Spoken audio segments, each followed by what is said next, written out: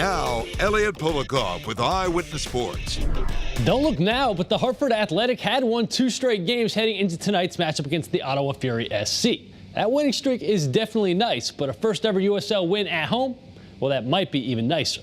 The Athletic back at the rent, and it didn't take long for the boys in green and blue to get a quality scoring opportunity. 3 minutes in, Harry Swartz, with nobody but the goalie in front of him, hits the post. Take another look at this one. What an effort by Swartz to even get that shot off. Just misses a goal.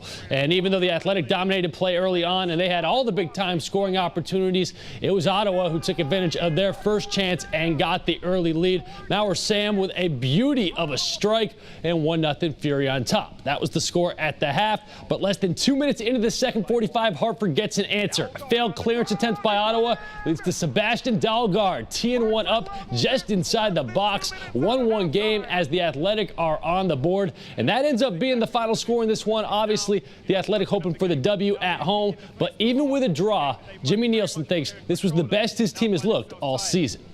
If we continue like this, there will be a lot of points waiting for us. But we got to remember the consistency now, the humble confidence going into those games. Right now it's just good for us to have good performances like this and something to build on. But again, I feel like we had some big chances today and just a little bit sharper, we have 3 points. Hard to believe it, but the 2019 WNBA regular season is already underway. The Connecticut Sun coming off a postseason appearance last year and right away facing a tough challenge this year against the Washington Mystics. The Mystics, they made the WNBA Finals last season. They're up too early, but Jasmine Thomas with the corner 3 and the Sun take a 1-point lead. Later in the first quarter, Connecticut down 1, and what a pass from Jasmine Thomas to Alyssa Thomas. Must be the last name. Kurt Miller, though, he definitely likes what he sees. Second quarter, Sun up 7. Lasia Clarendon driving and dishing to Morgan Tuck, and the former UConn Husky cans the triple. Connecticut pushing their lead to double digits. But Washington cuts that lead back to 1, and that's when Clarendon goes to work. Absorbs the contact and a tough finish in the paint.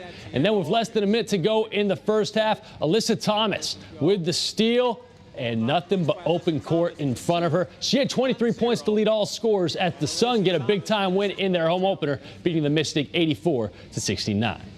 As the defending national champs, Yale lacrosse had a big old target on their back all season long. And sure, there have been some bumps along the way this year, but for the most part, this Bulldogs team hasn't really felt the pressure. That's put the Elis just 2 wins away from back-to-back national titles. Yale facing top seed Penn State this afternoon down in Philly. And safe to say Yale got off to a good start in this one. Jackson Morrill getting the Elis on the board less than a minute into the game. And then Christian Kropp making it 2-0 just a few seconds later. Bulldogs coming in hot. And Penn State had no idea what hit them. 4-1 Yale midway through the first quarter. Matt Gaudet. What a bullet. And it's 5-1 Yale on top, but they're still not done. Not even close. 9-1 Eli's now late in the first quarter. Jackson Morrill making it double-digit goals in just 13 minutes for the Bulldogs, but Penn State clawed back to make it a 12-9 game at the half. Second half, Jack Tye, the hero of that Penn game, lets it fly. Yale starting off the second half just like they did the first with a goal. Give credit to Penn State, though, for making this one a little bit interesting. They can never get it really closer than 3 goals, though. Yale goes on to win it 21-17, and they will play Virginia Monday afternoon for a shot at their second straight national title. I think we just had great spacing today on offense. I think we made it hard for them to double team because our spacing was so good and we were so spread out. So I just had a little bit of time and a lot of room. So it's all about the spacing with the team offense. Yale not the only Nutmeg State team on a roll right now. Down in Clearwater, Florida, UConn baseball, they have felt right at home at the American Conference Tournament, winning their first 2 games to put them in the conference semis. A win over Wichita State would put the Huskies into the AAC championship game for the 2nd straight year. Second inning, UConn down 2-0. Not anymore. Michael Chioviti lacing one down the right field line. That scores 2 Huskies, and it's a tie ball game. And then after UConn scored a run on a balk to take the lead, Anthony Prado smacking a base hit to left center. Chioviti scores easily. 4-2 UConn coming alive in the second inning, but they're still not done. Wichita State looks like they get the double play to end the inning, but the Shockers can't finish it off cleanly, and that means another Huskies run. 5-2 UConn on top, and the Huskies also getting it done in the field. Look at this snag by John Topa.